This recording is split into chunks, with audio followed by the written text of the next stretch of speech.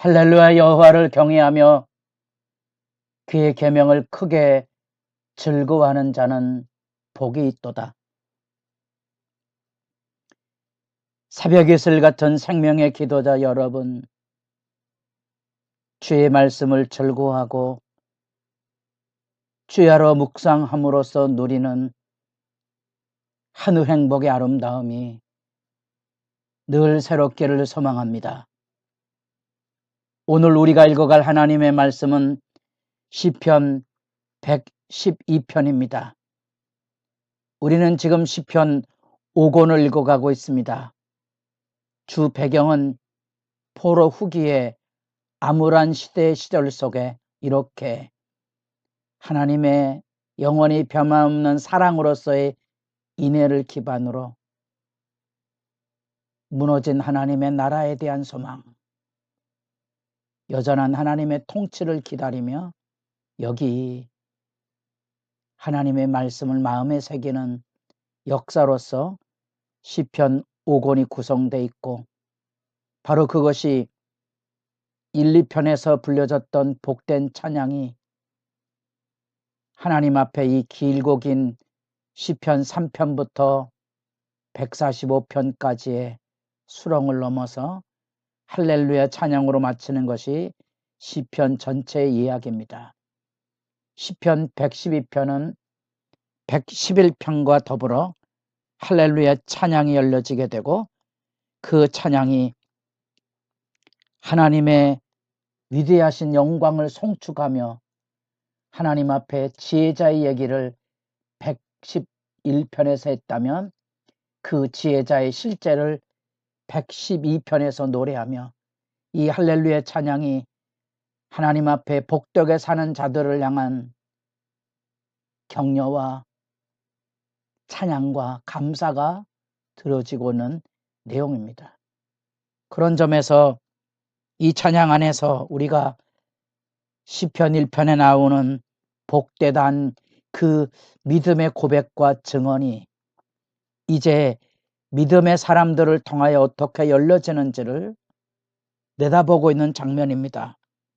계명을 즐거워하고 기뻐하고 뛰는 자들이 악윤의 꾀에 빠지지 않는 진실함이 여기 있는 겁니다. 아마 포로 시기의 암울함 속에 이런 시편이 불려지고 있다는 사실은 진흙 가운데 꽃이 피어나는 것과 같은 어두운 밤하늘에 별이 빛나는 것처럼 사람들의 심금을 울리는 하늘의 찬양으로서의 의미가 여기 새롭게 될 것입니다. 더구나 그 진실한 복됨에 대한 그 이야기, 그의 후손이 땅에서 강성하며 정직한 자들의 후손에게 복이 있으리로다. 부와 재물이 그의 집에 있으며 그의 공의가 영구히 서 있으리로다. 아마도 배경 없이 읽으면 참 아름답고 거룩한 소망으로 들려지지만, 포로 후기라는 절망의 상황에서 이런 찬송이나 시구를 읽어보면 어쩌면 역설이고요, 지금은 아무것도 없는 현실 앞에 부르는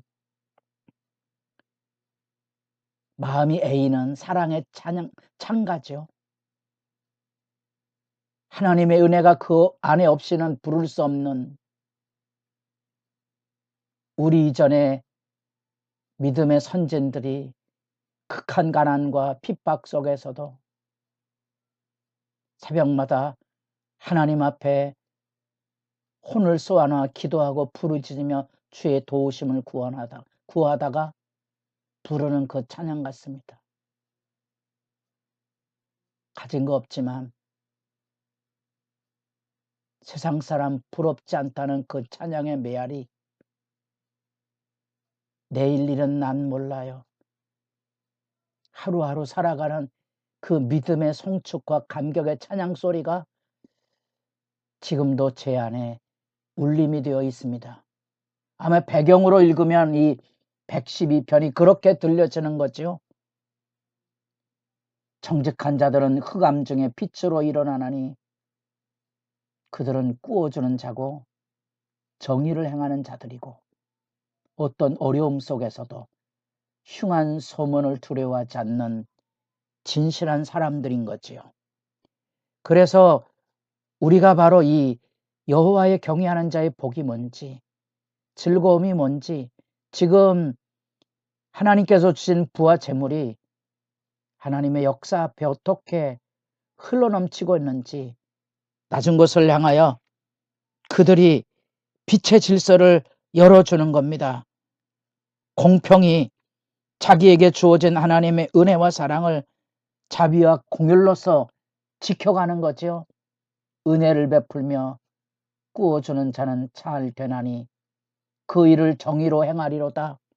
낮은 곳을 향하여 그들의 삶에 압제와 수탈이 아닌 그 각박한 현실 앞에 낮은 자에 대한 보호 울타리가 되고 돌봄의 손길을 베풀어 주는 이 놀라운 신비의 경건한 자들의 삶의 모습이 사람들의 마음에 울림이 되는 거지요.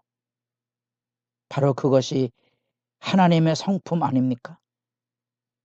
하나님의 그 안에 있는 이 경건한 자들은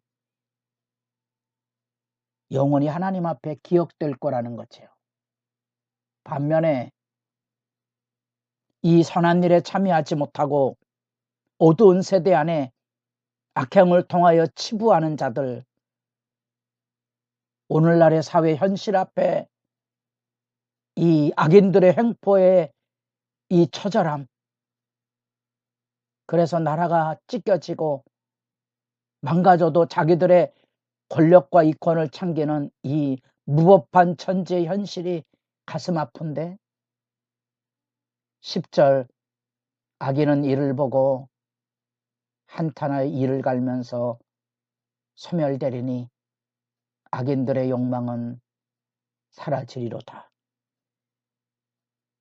얼마나 담대한 비전의 찬양이고 기도이겠습니까? 경건한 자들은 하나님 앞에 낮은 자들의 울타리가 되어 꾸어주고 나눠줄 뿐 아니라 재물을 흩어서 빈궁한 자들에게 주었으므로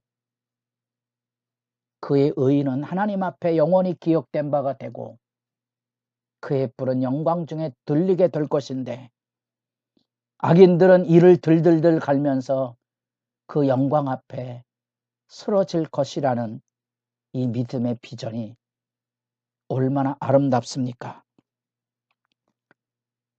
우리가 세상을 살아가면서 믿음이 무너지는 것은 이런 거룩한 기도와 영광의 비전이 마음속에 무너지는 겁니다.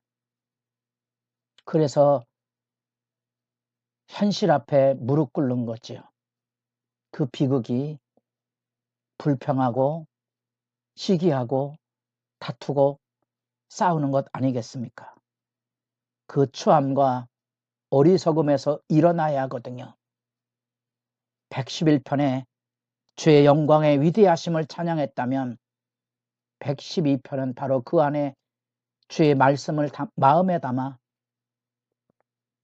그 말씀을 기뻐하고 즐거워하는 자들이 누릴 하늘의 복됨을 이렇게 성축하고 있는 겁니다. 포로훅이라는 그 어두운 현실에 그들은